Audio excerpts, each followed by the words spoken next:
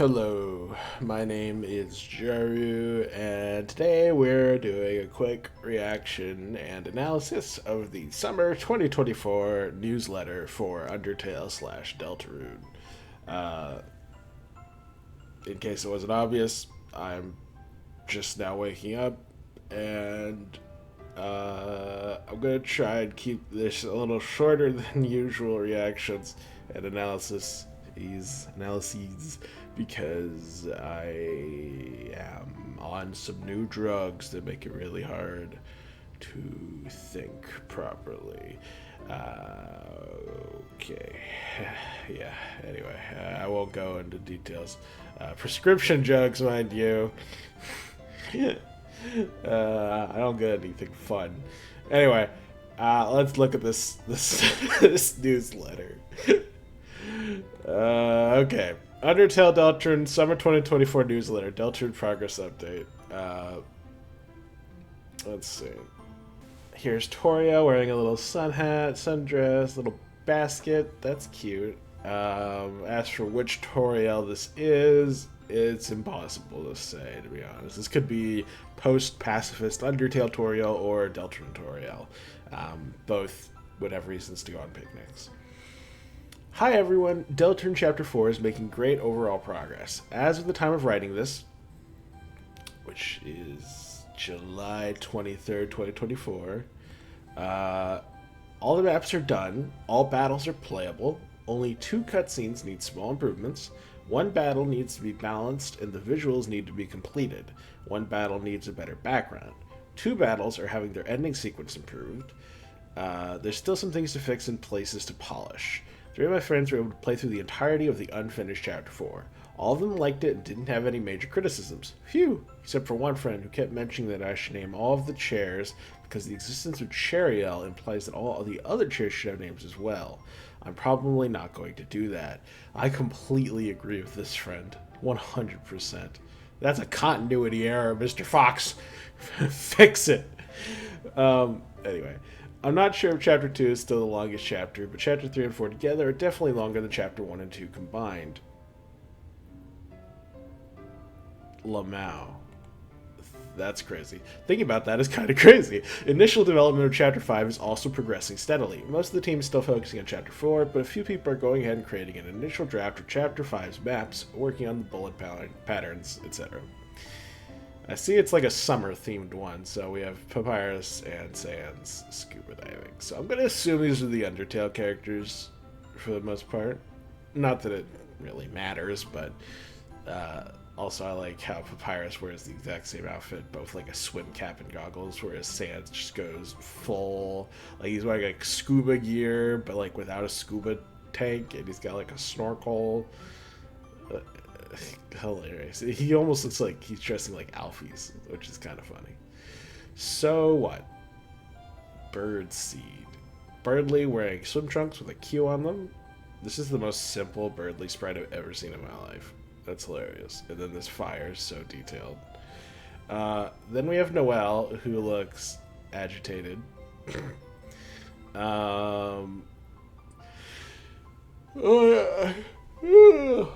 I recognize this outfit, though.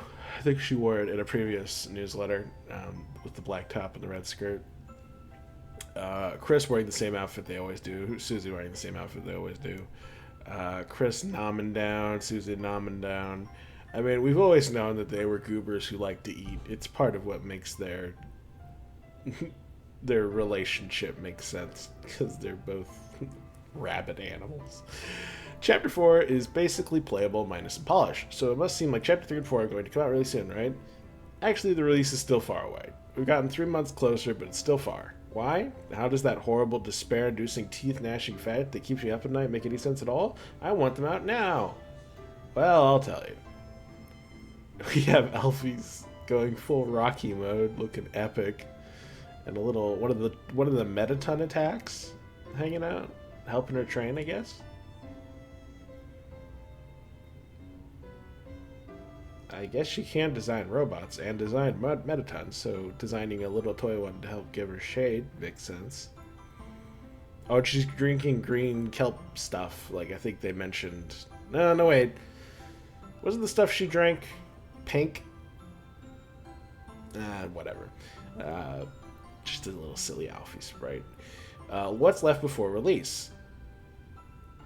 That's right. Creating the chapters is only the first step. Releasing the chapters is a whole other ordeal. Oh, they're roasting dark candies, I think. Over Ralsei, who has a little fire on his hat. I won't pretend to know what the significance of that is. Is it because he kind of looks like a scented candle?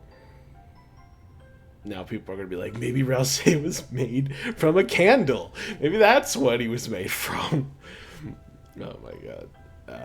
He doesn't use fire magic, although theoretically he should be able to, since he's clearly part Asriel, and all of the Dreamers can use fire magic, so I don't know. Interesting. It wouldn't be such a big deal if the game was free, but since this is going to be our first big paid release since Undertale, we really have to take the extra time to make sure it's perfect. Our goal is simultaneous console and PC release in both English and Japanese. So, what do we have to do? Well, it's long, so click below if you're curious. Alright, I switched over to this page. It's off-center slightly because I'm too lazy to alter my recording setup. But it shouldn't be an issue. Quests to release Chapter 3 and 4. We have Chris, Susie, and Ralsei holding up a controller because they're trying to get it released on console. Quest 1, Guinea Pig Syndrome. That's right, the first quest we have to clear regardless of anything we wanted to release anything. We have to be the guinea pig for a brand new function of Game Maker. And here's Temmie running in a little hamster wheel similar to the king. Yes, Yo-Yo Games, the creators of our engine Game Maker, are adding a special new function to it just for us. This is a new command for Game Maker called Game Change. It allows you to separately launch different games you've created in Game Maker and even works on console. That means we have to create each chapter as an independent game project and swap between them using this function. For Chapter 1 and 2 demo, we initially committed the strange act of smashing both chapters together into our game project. Or into one game project. It wasn't such an issue with only 2 chapters, but as the game progresses, doing something like that will become more and more troublesome. Here's the kind of trouble that could arise if we didn't have Game Change. When editing the combined project, we wouldn't know if anything during the process might have inadvertently affected anything at any point in the game, so each time we patched any chapter, we would have to test all the chapters over again. Game Maker would potentially be slow to run the game without content on the scale of 3 chapters or more. Game Maker would potentially be slow to run the game with content on the scale of 3 chapters or more. On the player side, initial loading of the game would potentially take longer and longer as we add more chapters. Anyway, the point is, with this command, we have a solution to all those issues, with one caveat. The news function is, well, brand new. It has never been tested broadly on many computer and platforms before. Therefore, we would soon like to ask for your help testing it. It is estimated Game Maker will be updated with the new command within the next few weeks. At the time, we will put out a version of Chapter 1 and 2 that uses it, along with some more detailed instructions about testing. For future updates on this topic, just keep your eyes on the official Undertale Twitter. In the case you don't have a Twitter account, I'm happy for you. Also, it's an X account. I don't actually care. Sorry, I role-played as Elon Musk for a second there. Quest 2, make the console versions. Oh, it's one of Queen's little gameplay machines, which she has a lot of for some reason.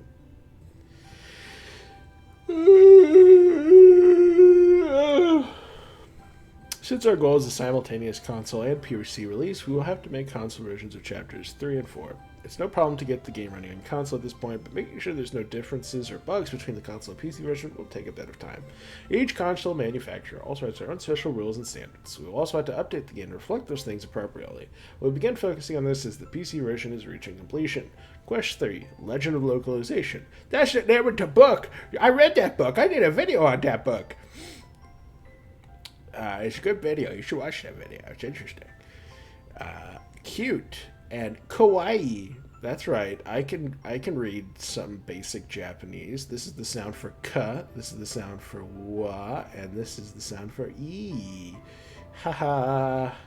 Maybe, if I'm remembering correctly, it has been a minute since I learned my Japanese, like like basic kanji. It's been a minute, but yeah, hilarious. As I mentioned, we are aiming for a simultaneous English and Japanese release. After all, it'd be pretty strange if only the first 2 chapters had Japanese and the 3rd and 4th ones didn't.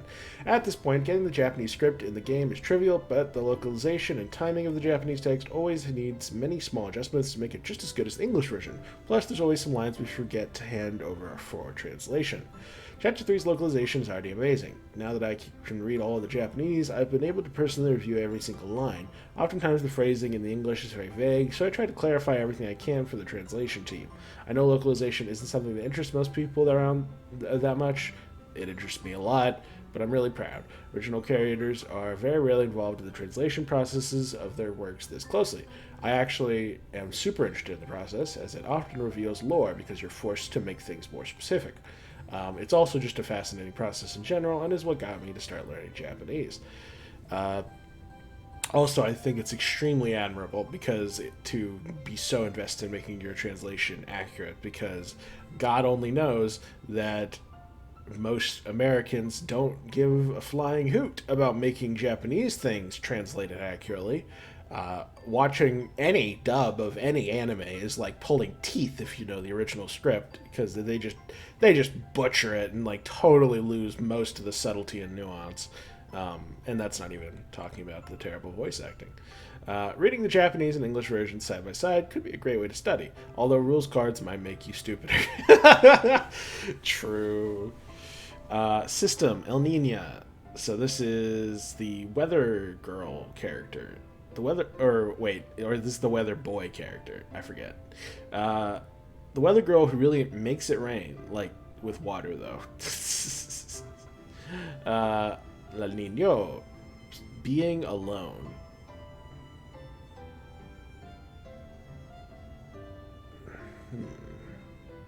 Water and ice. Hey, that's a new element. I think water, and it's a water ice combo. Interesting. It translates to the same symbol? No, it's slightly different. Interesting. So the water symbol, or rather the ice symbol, is just a water symbol, but with a little tiny, barely visible dash right there in the top left. That's neat. Ralsei. Chris, get ready for another fight. Interesting. Rules. Ha! Quell your mouth, my dearest Bimbito. We're just here for the snacks. Potentially implying that rules card will be in one of the next chapters, which is great. You want some treats of the trade? System. Ginger Guard. Ooh, okay. Ooh, wait. This could be an ability of Toriel's. Because she's probably going to have abilities, and it would make perfect sense for her to have abilities similar to Ralsei. And Ralsei can make a fluffy guard in your battle with Svampton. So if Toriel joins our party, then her having a ginger guard on account of her making gingerbread and being a baker in general would make a lot of sense. So that's fascinating. Although this could just be some new power that Ralsei acquires. And if that happened, that would be even crazier, because Asriel is specifically noted for spelling no, wait, Asriel smells like cinnamon. Never mind. But, point is, this is probably Toriel, but it could be Ralsei. Makes sense for both. A steel mangle tempered by extreme flame. Its shape is humanoid in nature?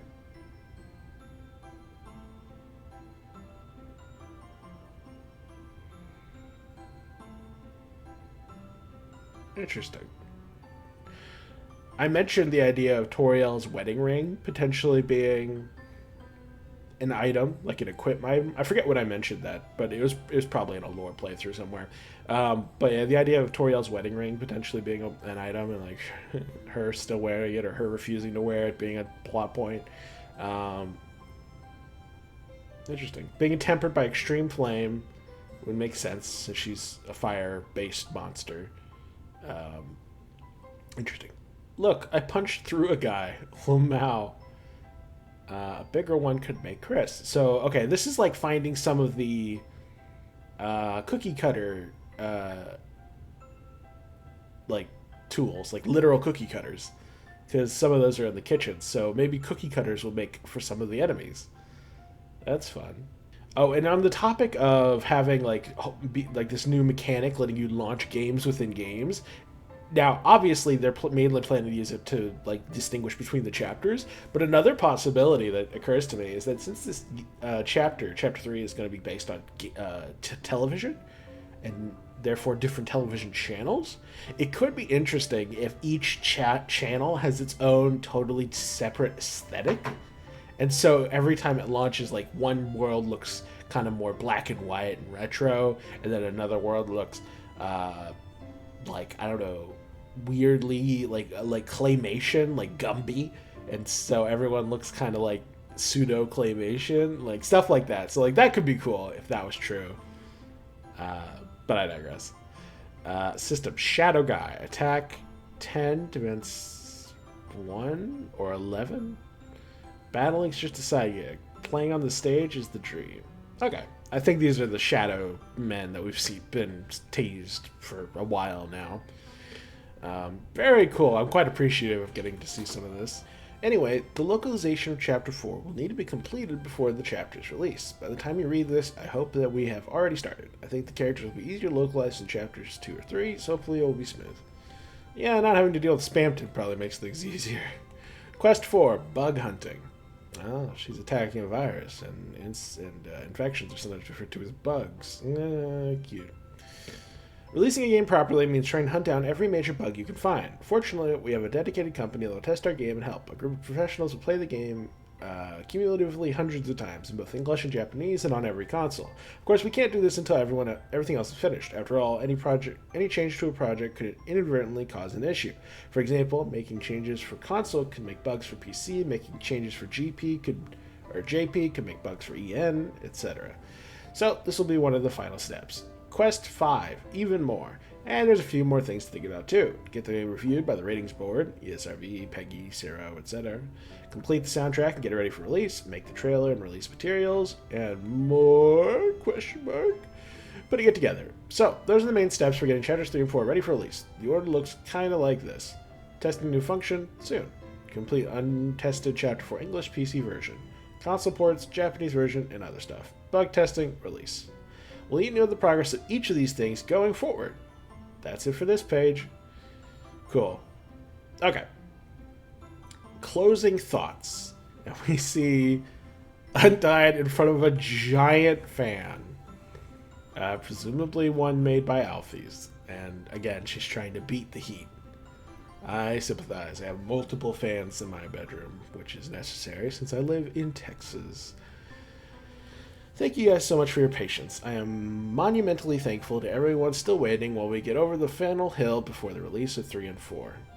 With the progress in Chapter 5, I'm feeling confident that once Chapter 3 and 4 come out, the release schedule for the following chapters will be a lot smoother. It's still going to take a good while to get there, but once we do, you'll never have to wait so long for a chapter ever again. It's clearly weighing on him how long we've been waiting. I mean, just the fact that he's releasing Chapter 3 and 4 rather than Chapter 3, 4, and 5, is interesting. It shows that, there's some pressure to release quickly. By the way, one more unrelated thing. Dead Mam's Chest. It's Hololive again. This time, Camellia and I created a song for the legendary pirate Hoshu Marine. Hoshu Marine?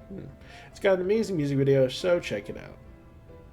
This is an actual link this time. The last time it wasn't. Marine's desire for us was to create a boss song about her. A serious, intense song that doesn't pull any gags at all. As a song reference for this, they sent me Megalovania.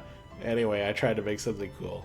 Marine's basic concept for the story was about her fighting with a ghost version of herself. Camellia and I actually ended up fleshing out the story concept while writing the song and ended up being used as a basis for the video. Some of my creative highlights include there's a moment where the two Marines' faces become close in the middle of the battle, Ghost Marine's special attack, and the plot twist. Oh, there's a plot twist. Maybe they fall in love. That'd be sweet.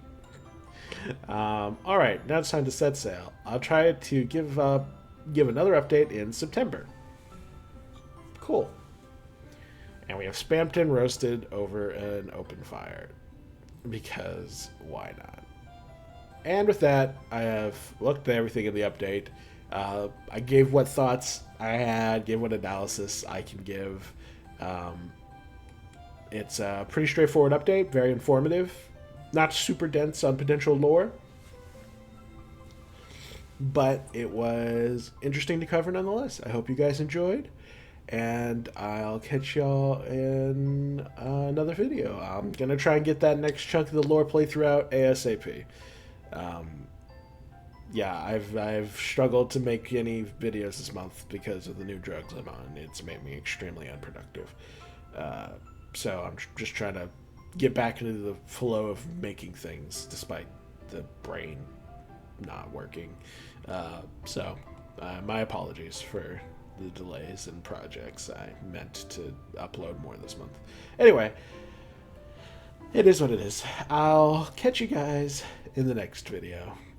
Like if you enjoyed the video, comment if you have something to say, subscribe if you want to see more, and as always, have a fantastic day.